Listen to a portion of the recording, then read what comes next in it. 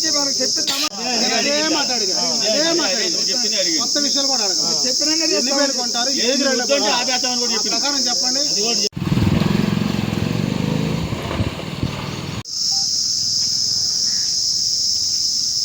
బయర్తో మీటింగ్లు ఉంటాయి, అందరూ మాట్లాడుతున్నారు. అన్ని కంపెనీ మేము కూడా సాయంత్రం ఒకసారి కంపెనీలతో మాట్లాడితే వాళ్ళ ఓనర్స్తో మాట్లాడి సోమవారం నుంచి ఆ ప్రకారం వెళ్దాం. ఓకేనా? బయలుదేరదాం.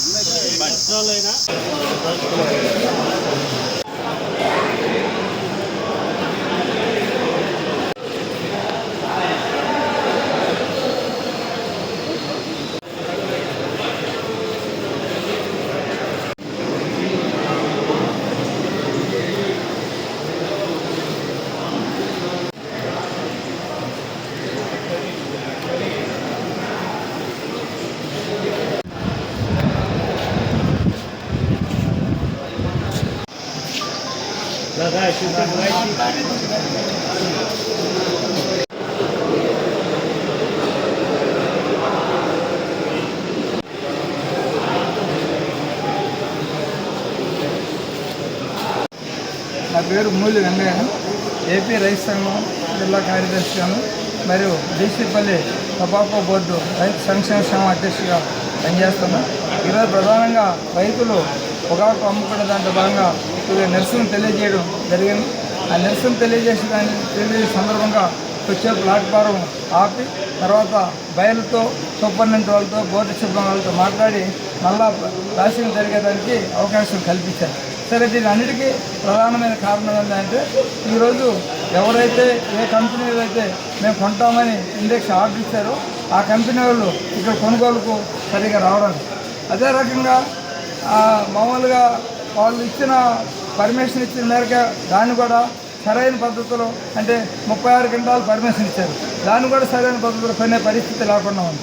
కానీ వీటన్నిటి వలన రైతు పోయిన సంవత్సరంతో చూస్తే ఈ సంవత్సరం చాలా ఒక బ్యాటరీకి 4-5 లక్షల పైన నష్టపోయే పరిస్థితి కనిపిస్తుంది.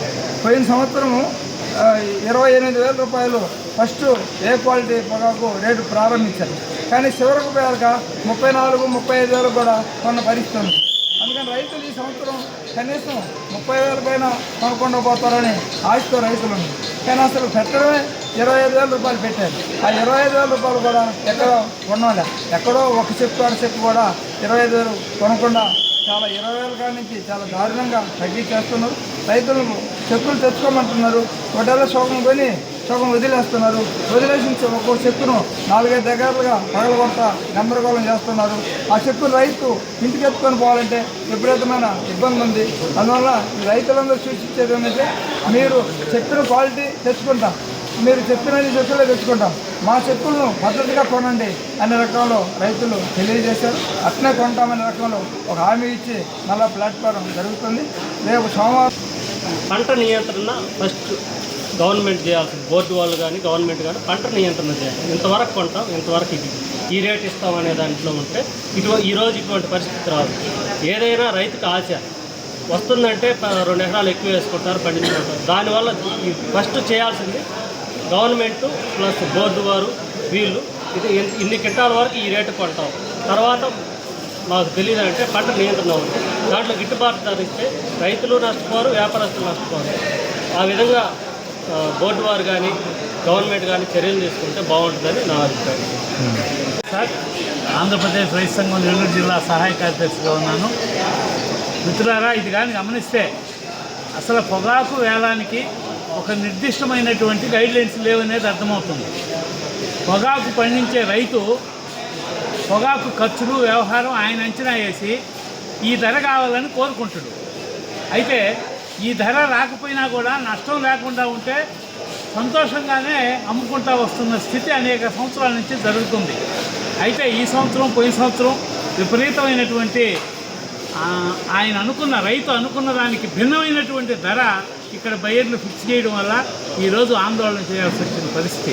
అందుకని ప్రభుత్వం, కేంద్ర రాష్ట్ర ప్రభుత్వాలు నేరుగానే బయర్స్ తోటి మీటింగ్ జరిపి కనీస ధరను ప్రకటించాలా.